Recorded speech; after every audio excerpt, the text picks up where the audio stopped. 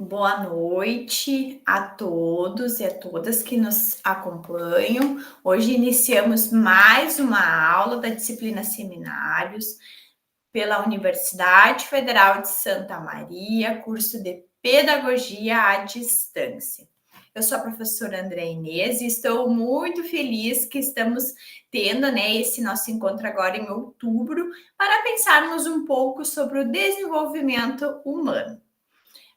Para quem vai nos assistir depois pelo YouTube também, sejam bem-vindos, aos colegas que estão via Google Meet, sejam todos muito bem-vindos. Então, hoje, esse terceiro encontro da disciplina vai olhar um pouco para as pessoas que estarão, são o público-alvo dos processos educativos. Então, vamos olhar para as questões biopsicossociais e tentar fazer algumas costuras com as questões do conhecimento e da educação. Se em algum momento vocês tiverem alguma dúvida, quiserem contribuir, fiquem bem à vontade, Quero saber, aqui no nosso Google Meet tem uma aba aqui embaixo que tem o reagir, que tem aquela carinha, bem no centro ali. Queria saber como é que estão os estudos de vocês, Estão com o coração muito felizes, estão certos, ou vocês estão com aqueles emojis que estão um pouco, no sufoco, estão pensativos, A Silvia colocou o coração, muito feliz de estar estudando, Silvia. Oi, sim, por essa nova oportunidade, porque eu tô retornando. Eu tive paradinho um tempo e agora eu tô retornando. E aí eu tô bem feliz que eu vou concluir. Vamos concluir. A Jade também bem feliz. Preparei esse encontro com bastante carinho, assim, pensando em itens que fossem importantes. Peço que se vocês possam, sempre nos nossos encontros, ter papel, caneta para poder anotar o que a gente vai conversar com vocês. Então, o primeiro conceito que eu quero trazer para a nossa aula é sobre crescimento e desenvolvimento. Tentar trazer um pouco essa diferença. Eu vou abrir a sala aqui, porque tem mais um colega aqui que vai ingressar. Boa noite. Então, há uma diferença no que a gente vê de conceito, de desenvolvimento e crescimento. Primeira coisa que a gente tem que entender que a nossa Constituição, aquele termo biopsicossocial, vem dos fatores biológicos e fisiológicos. Também, as questões psicológicas relacionadas à estima, autoestima, baixa estima, esses aspectos, E também os fatores sociais e ambientais. Esta tríade de fatores, atrelados a questões históricas e sociais, é que vai nos constituir, Nós temos uma carga genética, nós temos uma carga que também diz a respeito ao que a gente faz, As situações que o nosso corpo é exposto, ao que a gente faz, até elementos como alimentação, Em alguns casos, claro, a gente não pensa na escola, mas vamos pensar em adultos, Uso de muito açúcar, problemas como alcoolismo, a drogadição, São fatores que interferem na nossa constituição, assim como os aspectos psicológicos, os aspectos da autoestima, os fatores ambientais e sociais. A gente já sabe que existem ambientes, situações que vão, interferindo no nosso, na nossa Constituição. Tudo isso numa linha de tempo, histórica, nós somos o que nós vivemos até hoje, Então vai nos constituindo também. Então a diferença entre crescimento e desenvolvimento. Crescimento está muito mais relacionado à questão do desenvolvimento físico. É a expressão, Essa questão mais celular, é o nosso corpo, E é quantitativo, Então a gente vai olhar para a questão do crescimento de uma criança, Fazer avaliações de peso, da altura. E são indicadores bem importantes, tanto que ali nas primeiras etapas do nosso desenvolvimento, nós estamos sempre verificando, né? E a gente tem os gráficos que são feitos, né? Peso, altura e tudo mais. Então, isso são aspectos relacionados ao crescimento, muito mais desta base celular e orgânica. E desenvolvimento é uma outra área, né? Está tudo interligado, mas são coisas diferentes. O desenvolvimento vem desta capacidade de uma criança de realizar tarefas, né? Cada vez mais complexas. Começa desde ali da alimentação, quando o bebê, as primeiras vezes, não é automático o ato de mamar para muitos bebês. Então, eles vão aprendendo, depois eles vão aprendendo a engolir, a soprar, né? Fazendo esses movimentos com a boca, e assim a gente vai seguindo no desenvolvimento, que tem a ver muito com a questão de habilidades que a gente vai desenvolvendo ao longo da nossa vida. E também, né, está sempre relacionado o desenvolvimento à aquisição destas habilidades. Ele é qualitativo, a gente muitas vezes não consegue medir, mas a gente vai vendo esta criança num processo de desenvolvimento. Na escola, muitas vezes, nós temos turmas que têm organicamente e dentro do seu crescimento um padrão. Mas quando a gente vai olhar para desenvolvimento, a gente percebe que algumas estão num patamar e outras no outro, por questões orgânicas, por questões de estímulo, por questões de autonomia ou de superproteção, né? A superproteção, muitas vezes, ela inibe a questão do desenvolvimento. Que nem, olha, o caso do copo, a criança não é estimulada a tomar água do copo, ou não faz as refeições sozinhas, então ela vai perdendo, né, algumas oportunidades de se desenvolver. Então, achei importante, né, como vamos falar de desenvolvimento, pensarmos nessa diferença. O crescimento, né, então ele tem essas variáveis, né? Ele pode ser geral, altura e peso. Nós também temos uma questão do crescimento neural, né, da expansão mesmo do sistema nervoso central, as sinapses, o processo de mielinização, tudo isso. E o crescimento linfóide, né, que tem a ver com as questões da imunidade, o timo, os glândulos linfáticos, as amígdalas, toda essa construção, né, até as questões intestinais, né, então são questões que o nosso corpo vai desenvolvendo. Até por isso que a gente tem alguns alimentos que não podem ser dados logo nas primeiras etapas de vida de uma criança, como o mel, tem que ter cuidado com o amendoim, enfim, tem vários alimentos, né, que, enfim, né, vão ter esse impacto e podem ser perigosos. Nós também temos o crescimento genital, então isso vai acontecendo ao longo da nossa vida, né, e do nosso desenvolvimento. O crescimento geral, altura e peso, a gente vai até uma certa idade com a altura, o peso vai variando, né, dá uma variadinha, a gente, enfim, né, também por outros fatores, não só pelo peso. Então, a gente vai tendo essas diferenças mesmo que são da base orgânica. Para a gente pensar a aprendizagem, a gente tem que ter claro que nós, desde que nascemos, estamos aprendendo algo, né? E ela vai estar relacionada ao desenvolvimento, aquela parte lá das experiências, da construção. A aprendizagem, ela não é inata, ela não é sequencial, como se fosse uma plantinha, né? A criança não é uma plantinha.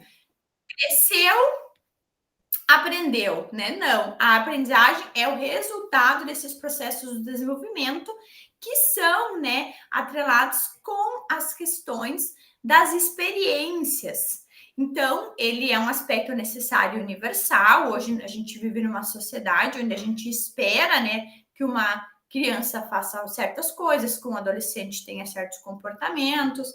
Enfim, a gente vai delimitando uma linha de trajetórias. Muitas vezes a gente não percebe, mas isso tudo parece que já está meio posto dentro de uma sociedade. A gente chega numa turma, a gente espera que uma turma de 6º ano já esteja alfabetizada, já tem alguns conceitos, já tem alguns comportamentos consolidados, né? E o percurso, as experiências, eles vão ser muito importantes, né, no seu processo de maturação. Quando a gente vai para os autores, principalmente os autores da psicologia da educação, a gente tem o Vygotsky, que ele nos fala, né, que desde do nosso nascimento, a criança, né, ela tem a potência de se desenvolver. Eu tenho até aqui, ó, também o Luria. Estou olhando agora aqui para o ladinho, né, o livro dele, que é Desenvolvimento Cognitivo. O Luria, que era estudioso junto com o Vygotsky, eles tinham pesquisas muito densas já para uma época onde a gente não tinha tanto acesso à neurociência. E eles falavam muito sobre essa questão, né, de que o ambiente pode, né, ter uma influência muito, e ele é altamente determinante no processo de aprendizagem e desenvolvimento. E o que acontece? Quanto mais nós temos ações e potências, mais nós vamos nos desenvolver psicologicamente, culturalmente, dentro de uma determinada cultura, de uma determinada construção. Hoje nós temos itinerários de aprendizagem. Vocês recordam da aula passada? A gente falou sobre a BNCC. A gente espera que uma criança que tenha uma caminhada dentro de uma linha cronológica, ela tenha alguns ciclos de aprendizagem, de diferentes categorias, né? Que ela tenha aprendizagens relacionadas à área da matemática, à área do próprio desenvolvimento, aspectos emocionais, que ela consiga se comunicar, se expressar, que ela consiga interagir com aspectos da arte, né? Tudo isso são ideias que a gente tem de aprendizagem. E a aprendizagem, né, ela acontece pela interação com o meio, mas ela sempre vai trazer uma maturação orgânica. O que a prof quer dizer isso? A gente já falou dos neurônios em outros momentos formativos aqui no curso. Então, toda vez que uma pessoa, uma criança, aprende alguma coisa, isso acontece também na esfera cerebral. Por quê? O nosso cérebro vai registrar este tipo de conhecimento, ele vai armazenar um sabor novo, ele vai armazenar um conceito novo, um termo novo. Então, aprendo uma palavra nova, ela, de algum modo, ela vai desencadear no meu cérebro uma reação orgânica. Compreende? A aprendizagem, ela vem de uma experiência social, mas ela, de algum modo, tem impacto fisiológico, certo?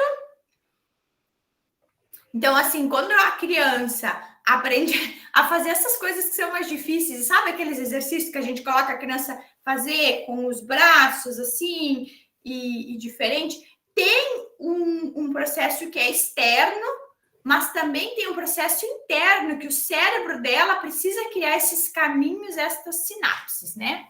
E tudo isso é aprendizagem, tudo isso é desenvolvimento. E vai influenciar na base orgânica. Então, quanto mais experiência eu tenho, mais eu ajudo o meu cérebro, o cérebro da nossa criança, a se ampliar, a amadurecer.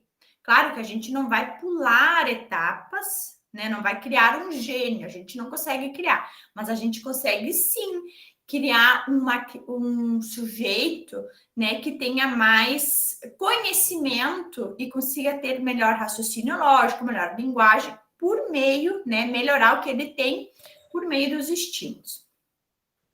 O que esses autores nos trazem, né? Que o desenvolvimento, ele pode ser prejudicado pela falta de condições. Então, negligência, não oferta, não estímulo, uso excessivo de telas, que hoje é um problema que a gente enfrenta nas escolas. A gente percebe, assim, criança viciada, né? Fica mais de 8 horas com um celular, brincando, fazendo jogos, super proteção. Tudo isso vai fazer o quê? Com que o cérebro não seja desenvolvido, com que aquele sujeito não se desenvolva em diferentes aspectos, né? Então, Isso é uma questão, né? A aprendizagem é o reflexo de experiências. Nós estamos sempre aprendendo. De uma questão, a gente sempre tem um aprendizado real. E estamos sempre tentando construir um aprendizado além, que é o que a gente chama de potencial. Às vezes, a gente consegue fazer alguma coisa real, né? E aí, quando a gente vai passar para um próximo nível, a gente precisa da ajuda de alguém. E essa ponte, dele chamou de zona de desenvolvimento proximal, ou, de acordo com traduções mais modernas, zona de desenvolvimento próxima. E aqui que entra um aspecto interessante, que nós, as crianças, aprendemos e conseguimos avançar, né, no nosso processo de aprendizagem com a ajuda ou do professor, de um adulto, ou de uma criança que já atingiu. É como se essa criança estivesse atravessando uma ponte. Ela sabe caminhar, ela já sabe alguns elementos, mas ela não consegue atravessar a ponte sozinha por outros motivos, né? Pode ser algum motivo psicomotor, precisa de mais equilíbrio, ou então questões relacionadas à autoestima ou à confiança mesmo. Mas quando alguém pega a mãozinha dela, faz essa ponte. E essa ponte a gente consegue fazer, essa ZDP, né? Tanto com o professor, como muitas vezes com um colega que já conseguiu, que vai nos fazendo. E isso a gente vai fazer ao longo de toda a nossa vida, na verdade, não são só as crianças na escola, né? Então, o Vygotsky, ele traz, essa é uma foto dele,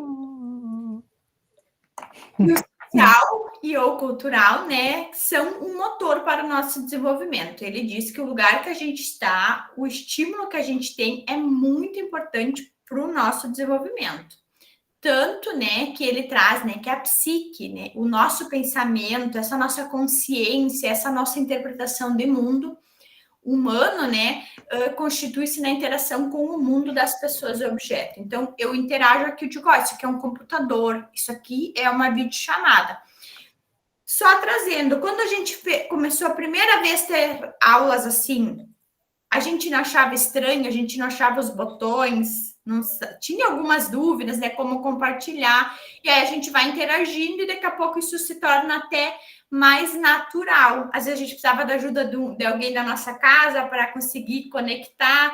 Então, às vezes essa pessoa fez essa ponte, né, ZDP. E quanto mais experiência a gente tem ao longo da nossa vida, mais potência de desenvolvimento nós vamos apresentar. Deixa eu ver, tem alguma pergunta? Ai, que bom, Silvia, maravilhoso, né? Eu sou suspeita para falar, eu adoro também. O que ele fala, né? A aprendizagem na tradução do Vygotsky aparece como processos psicológicos humanos ou funções psicológicas superiores, né? Foram antes relações sociais. O que ele diz? Que antes disso entrar no cérebro, vou traduzir assim, tá? Antes disso entrar no nosso cérebro, de se internalizar, de algum modo isso aconteceu no lugar que a gente esteve. Quando a gente era criança, antes de eu entender que isso aqui, ao entender dentro do meu cérebro que isso aqui é um caderno, eu vi isso, eu peguei, eu interagi, entenderam? E assim na nossa vida existem muitas coisas que a gente não conhece, né? E a gente vai interagindo visualmente, tatilmente, vai, né? Que nem sabores, nossa vida, né? E aí depois de um tempo a gente sente aquele sabor, nem precisa ver a fruta, ou sente o cheiro, nem precisa ver a fruta, a gente já sabe que é. Então, tudo isso é primeiro dentro de uma relação social, de um espaço, né? Relação social não é só pessoas, e sim esse entorno, né? Que a gente chama de sociedade, de entorno de espaço, né? A experiência, isso mesmo, Silvia. Tudo que a gente é antes de ser dentro do nosso cérebro foi uma experiência. E é por isso que o nosso cérebro ele diz assim, mas olha que legal, vou gravar isso. Porque foi legal ou porque me gerou medo. O cérebro também grava o que pode ser perigoso. certo? A experiência não é só o que é positivo. Às vezes as pessoas acham que o cérebro vai salvar só o que é positivo e não é. Porque ele tem uma ideia, né, de que ele precisa salvar coisas. O que ele diz? Que a nossa mente não é uma cópia das relações sociais, mas sim que ela vai pegando partes disso. Tanto que é que nós, né, quando vamos às vezes compartilhar coisas, podemos ter estudado na mesma escola, nos mesmos espaços, a gente vai ter visões diferentes, porque a gente vai fazendo essas costuras dentro do nosso cérebro. Existem coisas que são consensos. A maioria de nós olha para uma cor e diz que é azul, a maioria de nós olha para uma forma e diz que ela é triangular, né? Mas em muitas coisas a gente vai, enfim, né? Vai mesclando com coisas que a gente sabe, e não é só na escola, não é só nesses espaços que a gente interage. Está ficando claro para vocês? Que desenvolvimento é uma coisa que está muito, muito, muito ligada à experiência. E o que isso quer dizer? Que nós, professores, temos que sempre pensar em como possibilitar experiências, em estimular também as nossas famílias a buscar diferentes tipos de experiências sensoriais, culturais. Então, assim, às vezes as famílias acham que perda de tempo levar a criança para um passeio cultural, para um museu, para um zoológico, e não é. Tudo isso é construção, e a gente sempre faz mediações muito ricas, né? Quando volta, depois fica a semana inteira em cima desses temas também. O que eu trouxe para vocês? Que essa cultura que a gente vive vai nos constituindo. E né? Olha só, quantas de vocês dirigem hoje? A Jade dirige. Se aqui que não apareceu, a Dani, né? A gente dirige porque a gente vive numa sociedade hoje onde a mulher é estimulada a dirigir, certo? Não foi natural. Se a gente for para 60 anos atrás, a gente fizesse essa pergunta num grupo de mulheres, algumas poderiam dizer, mas mulher não sabe dirigir. É ou não é? Então, vocês percebem o quanto que o cultural e o biológico, eles vão se mesclando nessa possibilidade. O que a gente sabe fazer hoje é porque dentro de um espaço vem sendo isso, as memórias afetivas. E as memórias afetivas também vão gerar, né, desenvolvimento. E tudo isso acontece mediado pelas experiências sensoriais e pela linguagem, certo? Pela existência de uma linguagem. A maioria de nós é o português, língua portuguesa. Se a gente vai lá nos Estados Unidos, é língua inglesa. Se a gente convive com uma pessoa que usa língua de sinais, a linguagem dela é estruturada a partir da língua de sinais. Jade, você quer falar ou é por levantaram a mão por conta da enquete? Por conta da enquete. Prefiro tirar ali. Então, percebam, né? Tudo isso que eu trouxe até o momento foi para que a gente começasse a pensar a diferença de crescimento para desenvolvimento e a importância das experiências, da construção social, da escola, dos momentos direcionados para o desenvolvimento, tá bom?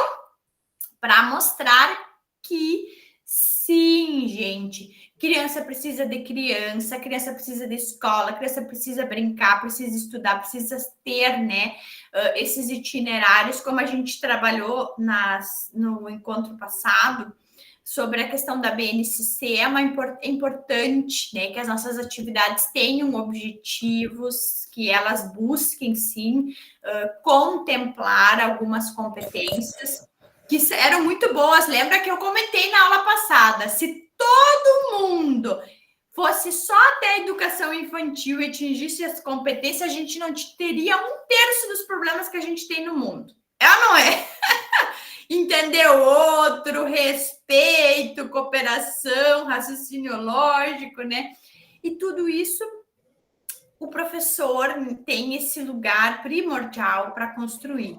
Lembrando sempre que o professor precisa ter estrutura, precisa ter incentivo, precisa, enfim, né, ter condições para enfim, né, para desenvolver as práticas docentes. Finalizando a parte do Vygotsky, que fala muito bem sobre desenvolvimento humano, ele fala, né, a questão que mentalmente, né, a nossa aprendizagem é capaz de fazer evoluir o potencial do sujeito. O que acontece? Quanto mais a gente é estimulado, mais recursos cognitivos a gente vai tendo. Então, vamos pensar. Primeiro, a gente vai aprendendo o conceito dos números. Vamos lá. Número 1, tá? Número 1. Aí depois eu vou ampliando esse número 1, número 2, número 3, aí eu consigo chegar nesse sequencial. Depois a criança começa a entender o número 1 como uma unidade, número 2 como 2 unidades. Aí ele começa, depois que ele consolidou isso, ele consegue abrir de novo. Conceito de dezena, de centena, depois ele consegue entender conceitos, números inteiros, ou números fracionados, compreendem? Pois ele consegue entender operações matemáticas partindo desse, sabe? Então, a gente vai fazendo uma escalinha. Então, quanto mais experiências, mais conceitos, mais signos eu tenho, maiores são as chances de eu ir ampliando. Então, pensem bem, uma criança que não compreendeu o conceito de número, ela não vai conseguir entender o que é a metade daquele número. Então, olhem como é que é importante cada etapa. Uma criança que não compreendeu, não compreende o que lê, só decodifica, ela não vai conseguir compreender figura de linguagem numa frase, porque efetivamente ela não entende o significado daquela frase. Mas o contrário é real. Quando a criança vai aprendendo o conceito de número, ela consegue entender depois a divisão daquele número, se ela entendeu a quantidade. Se ela consegue entender o significado daquelas palavras, ela consegue entender o significado daquela frase, as figuras de linguagem daquela frase, daqueles textos. É bem perigoso isso hoje em dia, porque a gente tem pessoas que conseguem entender as palavras, mas não conseguem entender o significado, os discursos, não entendem ironia, não entendem tudo isso, né? Não entendem conceitos de hipérbole, né? Que são essas questões. Então, o que o Vygotsky diz, né? Quanto mais a gente consegue, né, e for estimulado nessas funções psicológicas superiores, mais é o nosso potencial de desenvolvimento. Então, as funções já consolidadas, a gente já sabe, né? Ele diz que a gente está nesse no nosso desenvolvimento real. E as que a gente ainda está aprendendo são essas que ainda estão amadurecendo. No nosso caso, né? A gente sempre vai ter alguma questão que a gente ainda está aprendendo. Ficou claro para vocês isso? Que é aquele desenvolvimento proximal, que a gente está próximo. Sequencialmente.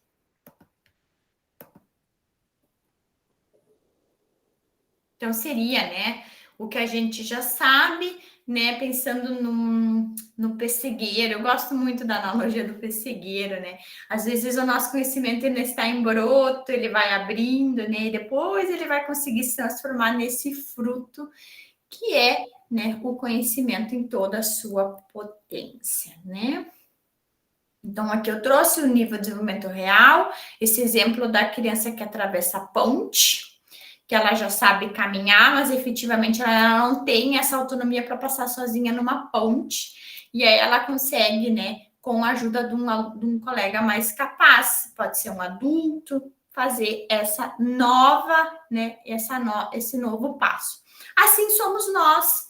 Quem sabe a gente já saiba usar aqui esse computador, mas daqui a um tempo vai surgir um novo aplicativo E aí a gente vai, quem sabe, precisar da mediação de um colega, de um vídeo ou de alguém para nos auxiliar a compreender uma nova plataforma, né? Quem sabe, por exemplo, uma plataforma holográfica, né? Então a gente vai fazendo esses caminhos e a gente sempre busca aprender mais e se desenvolver.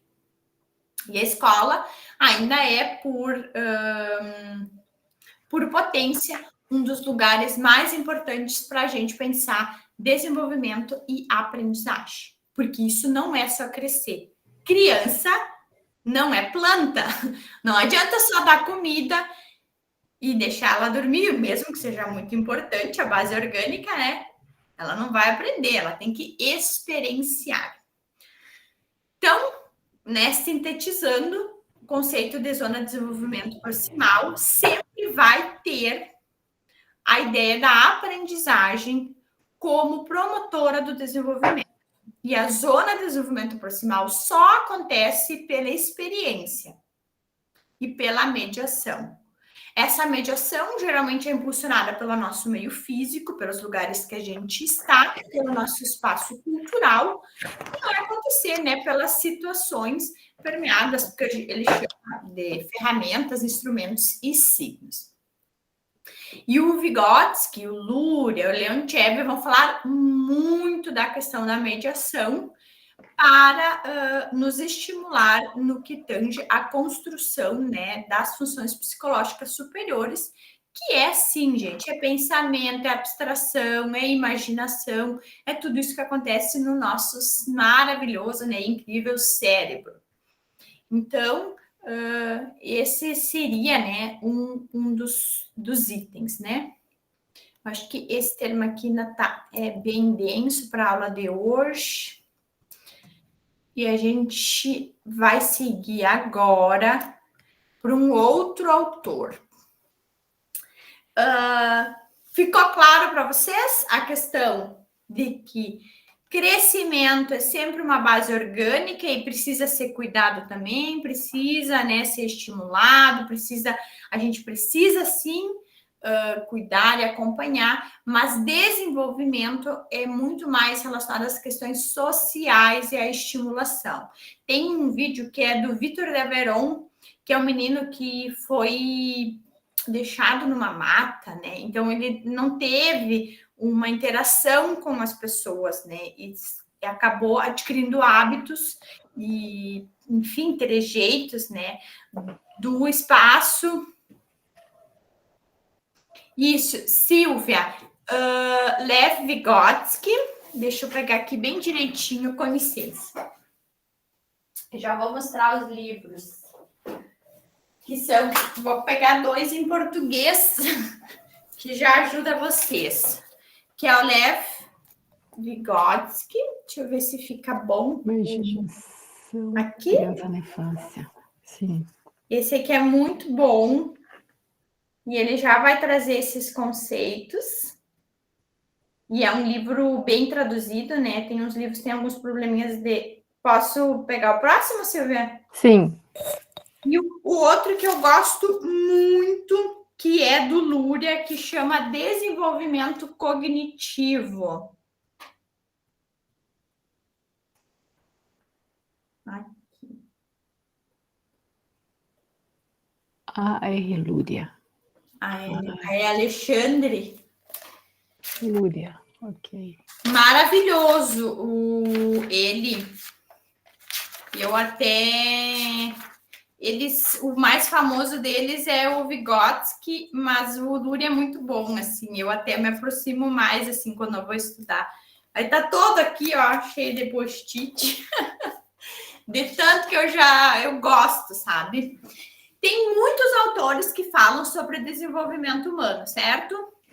Então, o Vygotsky tem muito forte, porque ele era psicólogo, essa questão da experiência, de quanto que a experiência precisa ser, né, estimulada e que nós somos resultado muito desse social, desse entorno onde nós estamos. Nós temos outros autores, como o Bronfenbrenner, que também trazem a importância do social, mas a gente, quando vai montar uma aula, tem que escolher 2, porque senão fala de todo mundo e não fala de ninguém com muita profundidade. Então, o Vygotsky tem muito isso. Experiência é potência para aprendizagem. Agora nós vamos trazer um autor que ele é biólogo, que é o Piaget, certo? E o Piaget, ele sempre teve um olhar sobre como é que a gente, né, como sociedade, como pessoa, fazia essa transmutação do conhecimento, né? Como se passa de um tipo de conhecimento a outro? Como se transita de um estado de que eu sei para um que eu não sei, né? Como é que eu entendo isso, né? Como é que eu consigo entender o que é esses conceitos? Então, ele teve esse olhar. E ele também traz nas escritas dele a importância da experiência, certo?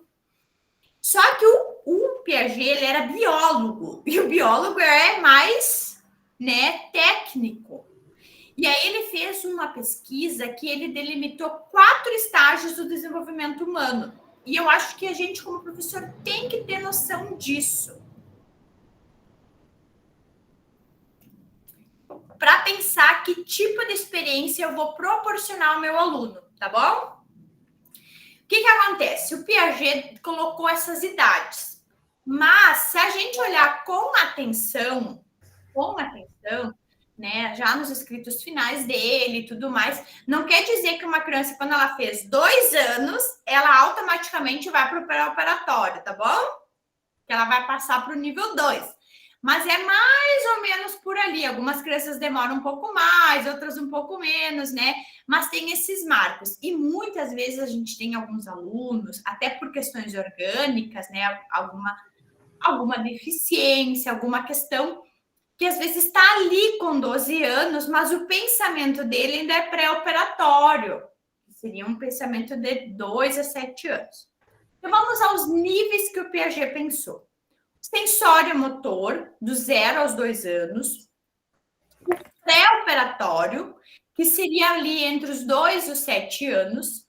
O operatório, dos 7 aos 11 anos. E o operatório formal, que é onde nós estamos, dos 12 em diante. Eu vou abrir cada um deles para a gente pensar um pouquinho, tá? Por que, André, é tão importante, né? Para a gente pensar esses desenvolvimentos, né? O sensório motor, pré-operatório, operatório concreto, operatório formal. Porque essa pesquisa do Piaget ela é bem interessante para a gente pensar que tipo de estímulo a gente vai proporcionar para o desenvolvimento. Isso ajuda bastante a direcionar o tipo de atividade e material que o nosso aluno precisa. Então, vamos lá, o sensório motor. Olha que amor essa criança do sensório motor. Faixa etária, né? Do nascimento, né? Até os 24 meses de idade. A criança, né? Nessa primeira fase, ela vai ter uma inteligência prática, baseada na manipulação e na percepção de objetos concretos. Concreto, que se vê. Ela só se manifesta quando há objetos ao alcance dos bebês. Então, assim, ó, o que existe no mundo do bebê é o que ele vê, certo? É nesse estágio que há um aumento da capacidade sensorial e motora, né? Então, o mundo acontece sensorialmente e motoramente. E nos primeiros meses de vida, o bebê se adapta, né? A partir desses reflexos, ele vai se desenvolvendo um pouco a questão da consciência. E ele vai começar a entender que isso aqui é um copo, né? O que é uma mamadeira, o que é o peito da mãe. Ele vai começar a entender e fazer associações, tá bom? Dessas coisas também. O que é um brinquedo que ele gosta. Mas ele vai se concentrar apenas no que ele pode perceber por esses sentidos, né? O tato, a visão e muito, muito, muito nesse primeiro momento, né? O uso da boca, essa questão sensorial bem forte, tá? E a percepção egocêntrica também vai acontecer. Então, ele vai se perceber que parece que tudo é ele, né? Tudo tá, né, nesse espaço, e depois ele vai começar a entender que existe um mundo que não é só ele, que são objetos, que tem uma mãe, né? Tudo é só a extensão dele, vai começar a fazer essa diferenciação, né? Aqui tem um desenho que mostra bem essa primeira etapa, que é o bichinho da pelúcia existe, se colocou uma barreira visual, ele não existe mais, porque ele ainda não consegue imaginar esse bichinho, entenderam? Esse bichinho só existe quando ele é perceptível sensorialmente. Visual, tátil e muitas vezes pela boca. É aquela idade que eles botam tudo na boca para sentir, né? Então, o que a gente sempre indica? O sentir, ver e tocar. E se a gente vai lá na BNCC, né? No material tá bem forte isso, né? O tipo de atividade que tem que ser. Então, é uma idade que tem que estimular muito isso, tá bom? Sentir, ver e tocar, porque é por aí que acontece a inteligência e o desenvolvimento. Isso é muito importante. Isso já é inteligência, isso já é função cognitiva, isso já é neurônio sendo constituído. Pré-operatório, né? 2 aos 7 anos de idade. No pré-operatório, ali depois dos 2, já começa a ter representações mentais internas. Então, a criança ela já consegue pensar nesse copo sem precisar vê-lo, certo? É um pensamento representativo quando a criança consegue aprimorar o pensamento lógico, característica desse estágio seguinte. Então, ela já começa a fazer associações bem, tá bom? Inclusive, para negociar com os pais, nessa idade, eles já fazem, tá? Já conseguem pensar, né? Que às vezes o choro, enfim. Esse estágio do desenvolvimento cognitivo é marcado pela comunicação verbal, então a gente vai ter, né, essa iniciação, quando eles já, enfim, né, já estão com toda a potência, né? Falar, né, o que passa na mente dele, a tentar nomear as coisas, dar nome, né? Olha, quando ele quer uma coisa, geralmente usa muitos substantivos ainda nessa fase, né? E a conversa passa a ganhar mais coerência com a idade, né?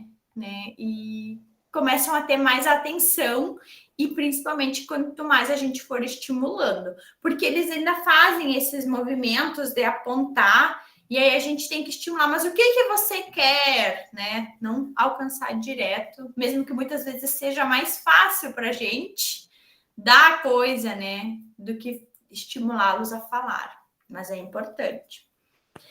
A criança, então, passa a manipular símbolos verbais. Então, ela pode pedir uma coisa que ela não está vendo, um objeto, uma coisa que ela quer comer, uma coisa, ela já pode ir nessa fase. E com o tempo, eles vão adquirindo a capacidade de mobilizar conceitos mesmo maiores. Esse estágio é o estágio intermediário para o próximo, né? E ele é muito importante, porque nesse lugar, né, que a criança começa a aprender o uso social da fala, com muita potência. Ela começa a entender que a fala, a comunicação, tem potência para que ela consiga interagir, que ela consiga exprimir suas ideias, que ela consiga. Então, ela já vai começando a tomar consciência disso. E quanto mais a gente estimular, melhor vai ser, né, para a ampliação conceitual dela. Então, né, a linguagem é um marco bem importante, né, e a compreensão do que é e para que serve a linguagem. Nessa idade, né, a indicação já é muito mais, né, em elementos que manipulem a linguagem, que estimulem a linguagem, ouvir, contar, animismos, a questão visual, a questão da construção com sons, com visão e palavras, né? Já começa a vir muito mais, né, no campo verbal do que essa palavra, ela vem, né, no campo verbal. Então, as histórias são potência, estímulo dos desenhos, claro que esse desenho não condiz com o que eles ainda vão fazer, né, nessa idade, contar histórias, fazer teatro, estimular, né, que a criança brinque do faz de conta, é muito importante nesta etapa do desenvolvimento. No operatório concreto, já é esse menino aqui, ó, estão vendo?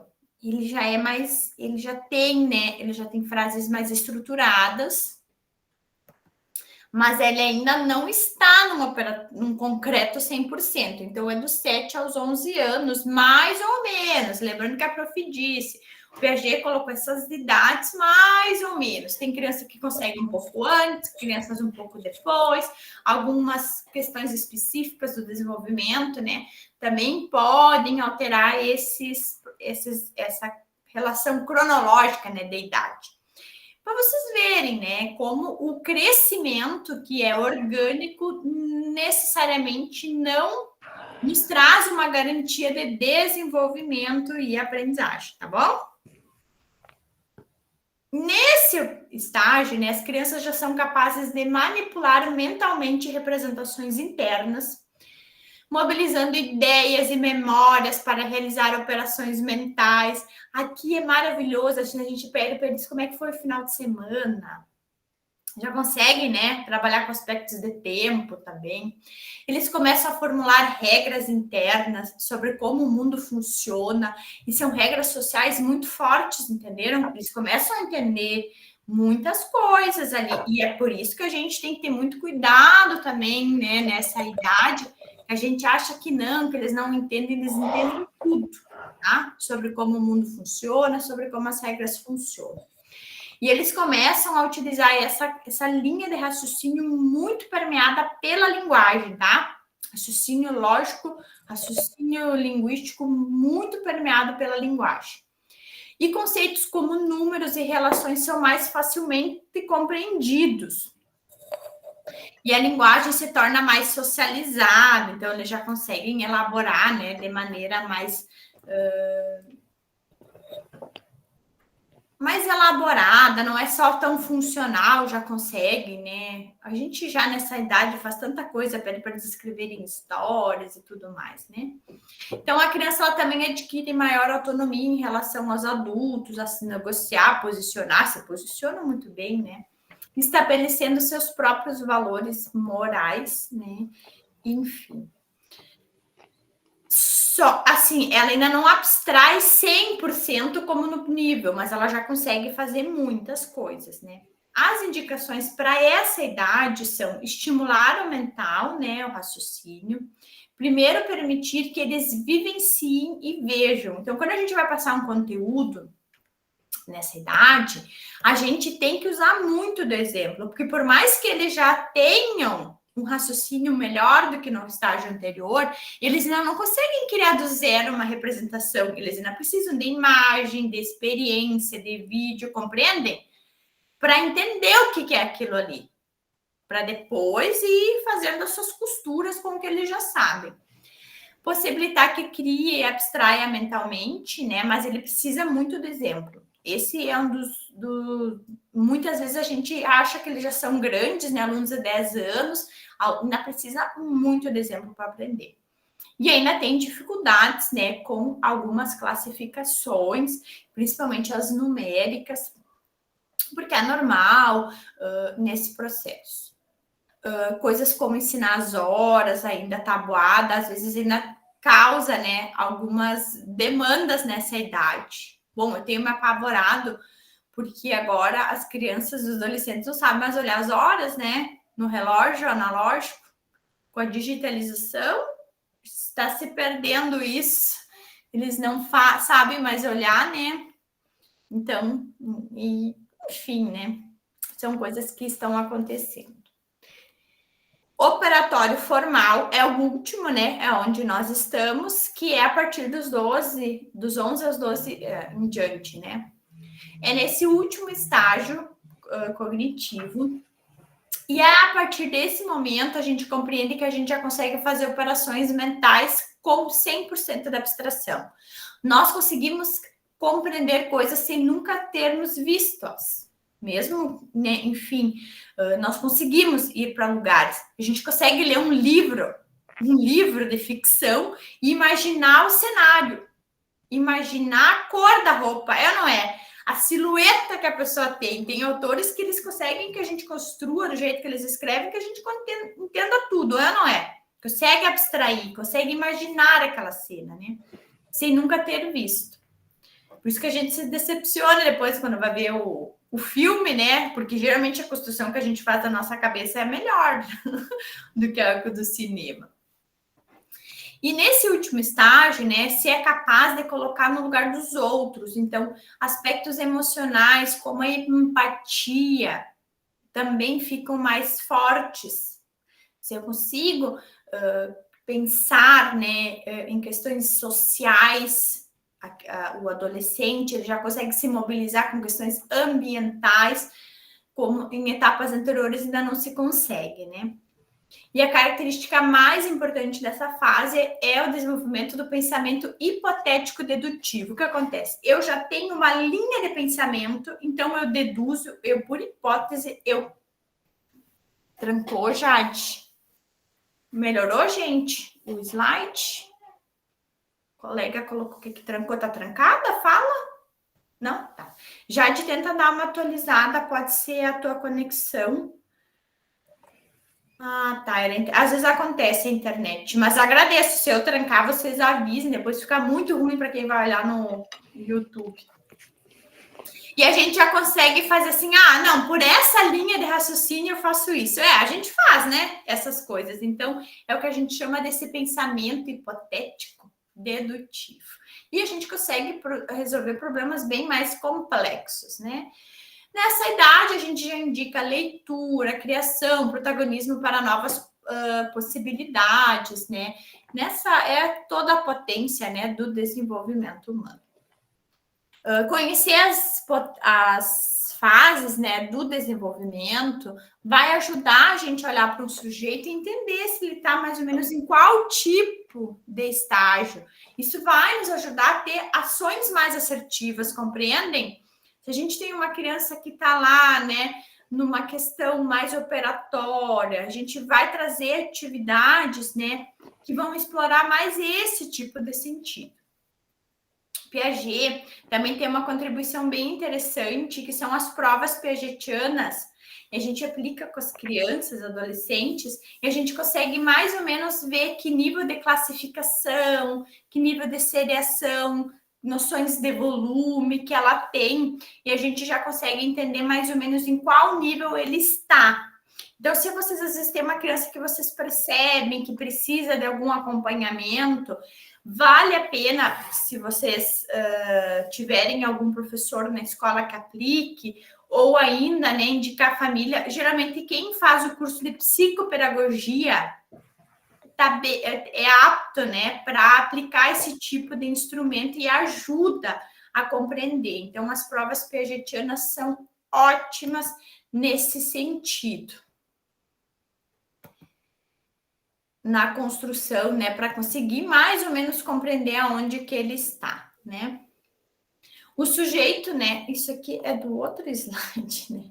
Então, só reforçando para vocês. Tudo que aprendemos é pelos 5 sentidos. E esses 5 sentidos, que são, né, a visão, a audição, o tato, o paladar e a... Ai, meu Deus. O nariz, o cheiro, o... Olfato. O olfato, Silvia, obrigada por salvar seu professor.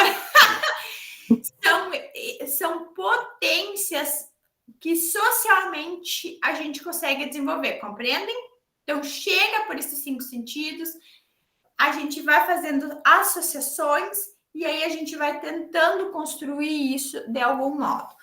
Muitas vezes a gente aprende visualmente lendo ou ouvindo, experimentando, né, com cheiros, olfativamente, e tudo vai, né, ser potência. Não é necessariamente que a gente interagiu, a gente aprendeu, mas de algum modo há sempre uma potência para isso. Mas por que às vezes eu interajo com o conteúdo e eu não aprendo ele, professor? Porque a aprendizagem passa por etapas. Piaget trazia que nós temos as etapas de aprendizagem: assimilação, acomodação e equilibração. É por isso que não adianta o sentido entrar uma vez ali, gerar uma sinapse, gerar um conhecimento, se não tem as etapas todas, tá? Vamos lá, o que é, professor André Inês? Isso aqui é um conceito do Piaget ainda, tá? Assimilação. Para conhecer, é necessário que o sujeito e objeto estabeleçam uma relação que envolva, né, os dois. Então, eu tenho esse objeto novo e eu vou estabelecer uma relação de uso, de interesse ou de repulsa, enfim, alguma relação, né? Pode ser positiva ou negativa, tá? Posso ver uma cobra e eu vou estabelecer uma relação de medo com ela, tá? O primeiro ocorre quando o sujeito age sobre o objeto e o objeto na tentativa de conhecê-lo. Vamos pegar aqui a garrafinha positivamente. Eu olho aqui, eu vou aprendendo, ó. Pode ser útil para tomar água. Pode ter um conceito ali. Compreendem? Aí eu trago ele para a experiência.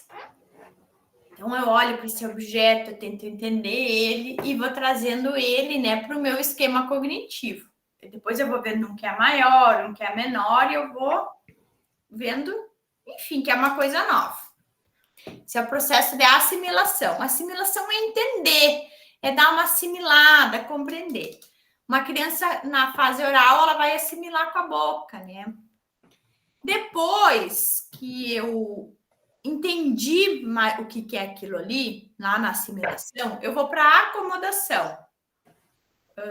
Pensar, peguei esse caderno, assimilei que é um caderno, tá? Achei legal. Vou acomodar. Consiste nas modificações sofridas pelo sujeito. Então, eu começo a entender para que serve este caderno, como é que eu posso usá-lo, certo? Dentro de uma metáfora, eu peguei o caderno, assimilei ele, né? Assimilei, levei para casa, comprei. Depois eu vou na acomodação, o que eu faço? Mas olha que bom esse caderno. Eu acomodo ele tem um armário, abro aquela gaveta e coloco lá dentro. Mas quem sabe tá cheia aquela gaveta, então eu dou uma organizada, eu vou reorganizando o que eu já tenho dentro do meu cérebro, né? Porque, quem sabe, antes eu tinha um conceito de copo assim. Aí depois eu vou o quê? Acomodando que o copo pode ser assim também, tá bom? Vou acomodando isso dentro do meu cérebro. Do mesmo jeito como se eu fosse colocar isso aqui dentro do armáriozinho. Eu vou acomodando ele. Ou poderia ser descobrindo as novas funções que ele pode ter. As novas funções, né? Ampliação disso. Mas eu já trago ele para dentro. A acomodação é como eu trago ele para dentro da minha casa, entendeu? Para dentro do meu cérebro, eu já vou acomodando ele. Aí aqui a criança brincando, né? Vendo para que serve aquela pá e tudo mais. E a equilibração é o final. É o esquema cognitivo alterado pela relação. Eu olho para esse caderno, ele já tem um lugarzinho dentro do armário dele, eu já pego, já uso. Ele não gera mais uma necessidade de reorganização, compreendem? Eu já tenho esse copo, eu já vou usando. Fico pensando como é que usa aqui, ó, para água vir. Compreendem? Já está equilibrado, já está consolidado. Tudo que a gente sabe, teoricamente, já está equilibrado, tá bom? É o equilíbrio entre o que o novo, o que era novo já é conhecido, tá bom? Nem precisa mais pensar. O processo de equilibração me faz pensar muito em processos como... Sabe as coisas que a gente faz no piloto automático? Que a gente faz, já nem pensa mais. Para mim, é ali que a gente consegue ver bem a equilibração. E quando a coisa é nova, a gente fica, né, pensando, acomodando e como é que vai fazer. Gente, foram 2 autores, né? Óbvio que a gente não esgota a temática sobre desenvolvimento. Deixa eu mandar para vocês a presença antes que eu esqueça. Desenvolvimento biopsicossocial. Eu agradeço a todos que participaram da aula. Eu vou encerrar aqui para que não fique extenso a gravação. Agradeço a quem nos assistiu. Nós vamos deixar a frase geradora nos fóruns, que é como você pode usar esse conhecimento aprendido lá na sua sala de aula, como esses conhecimentos podem ser importantes, ou se eles são importantes, né? Vocês podem se posicionar lá. Agradeço a você que nos assistiu até aqui. E agora eu vou encerrar a gravação para que a gente possa discutir com o grupo que ainda está no Google Meet. Muito obrigada. Deixa eu encerrar. Parar a gravação.